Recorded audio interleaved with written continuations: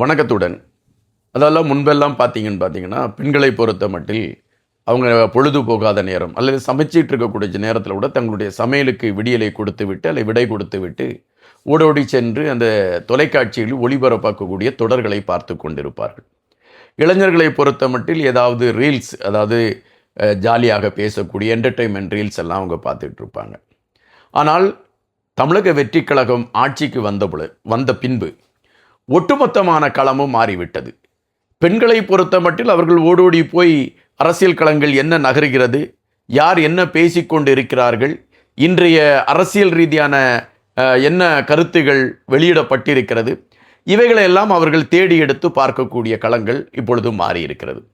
அதுபோலத்தான் இளைஞர்களை பொறுத்த மட்டில் அவர்களும் இப்பொழுது என்டர்டெயின்மெண்ட் அல்லது பொழுதுபோக்கான விடயங்களை பார்ப்பதை தவிர்த்துவிட்டு இந்த அரசியல் ரீதியான நகர்வுகளை பார்க்க தொடங்கி இருக்கிறார்கள். அதுவும் குறிப்பாக இப்பொழுது சட்டசபை நடந்து கொண்டு இருக்கக்கூடிய இந்த சூழலில் அங்கு கட்சிகள் மோதிக்கொண்டு கருத்துகள் பரிமாறக்கூடிய களங்களை பார்க்கின்ற பொழுது அது ஒரு திரைப்படத்தில் இருக்கக்கூடிய அந்த ஒரு சுவாரஸ்யம் இப்பொழுது சட்டமன்ற அந்த தொடரை பார்க்கின்ற பொழுது இருக்கிறது என்று குறிப்பிடுகின்றார்கள். குறிப்பாக தமிழக முதலமைச்சர் விஜய் அவர்கள் ஒரு செய்தியை எடுத்து வைத்தார். நிதியமைச்சர் ஊழல் கோப்புகள் என்னிடம் இருக்கிறது என்று குறிப்பிட்டார். அது அவர் விளையாட்டுக்காக சொல்லவில்லை. என்னுடைய மேஜையின் மீது 3 ஊழல் கோப்புகள் இருக்கிறது. அந்த கோப்புகளை நான் திறந்தால் பலருடைய முகத்திரைகள் கிழிவதற்கான வாய்ப்புகள் இருக்கிறது. இடைத்தேர்தலில் அவர்களுக்கு ஏதாவது கிடைக்க வேண்டுமே என்று நான் அமைதியாக இருக்கிறேன் என்று பதிவிட்டார்.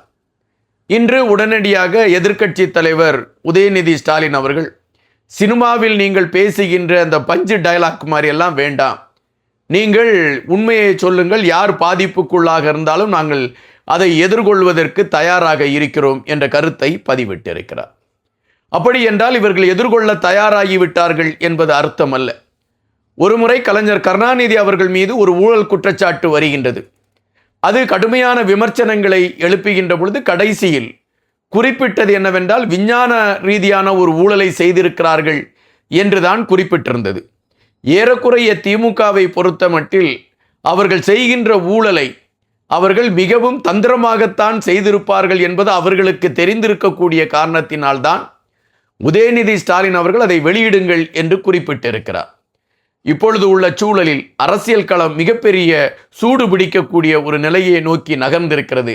மக்களும் பரபரப்பாக அதை பார்த்து கொண்டிருக்கிறார்கள். நாமும் பார்க்கிறோம். நன்றியுடன்.